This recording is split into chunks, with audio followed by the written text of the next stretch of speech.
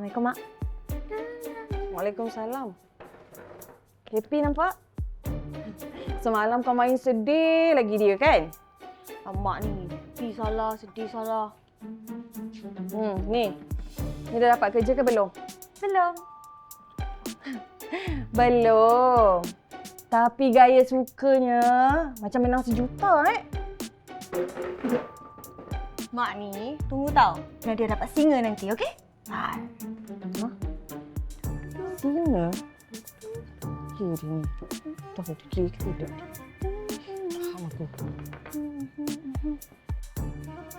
Bukan sangat boleh bosan tau, tapi ini lain. So natural.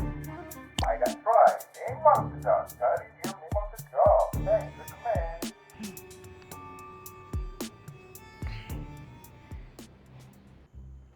Hai semua, Nadia here. So tadi saya pergi beli barang dapur. Lepas tu, saya ternampak ikan bilis ni. Jadi saya nak buat mi sedap ori-ori kari. Kari that hits menggunakan ikan bilis dan kacang. Are you guys excited? Saya pun. Jom mula.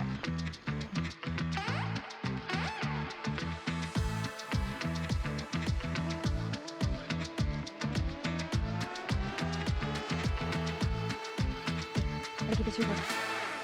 Ikan bilis sikit, kacang sikit.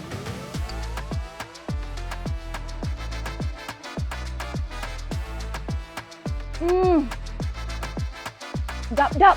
Sedapnya. Sedap betul. Actually kan, bila saya down, saya suka makan comfort food macam ni. Simple tapi sedap.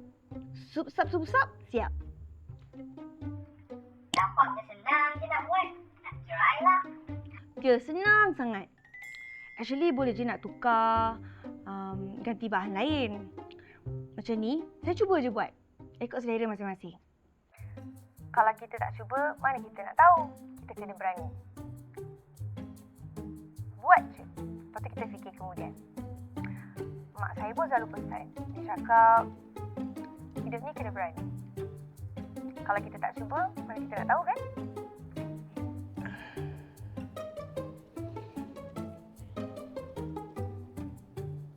Bye! Tak ada singa pula hari ni.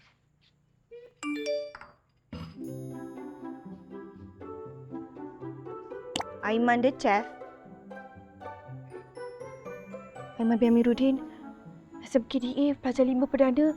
Pelajar harapan. Chef Farida yang popular tu follow aku. Ori-ori, jatuh cinta lagi. Setiap senyum kau buatku terbang tinggi. Ori-ori, semakin kau dekat, diriku jatuh hati lagi. Ori-ori, hati ini bonsi, buat aku terus jadi fancy. Ori-ori, cinta macam ni, buat aku senyum tanpa henti. Yeah, setiap kali kamu senyum tertawa, terbawa rasa nyata ori-ori beraroma. Rasanya penuh warna bila kita bersama, kemana saja asal kita dapat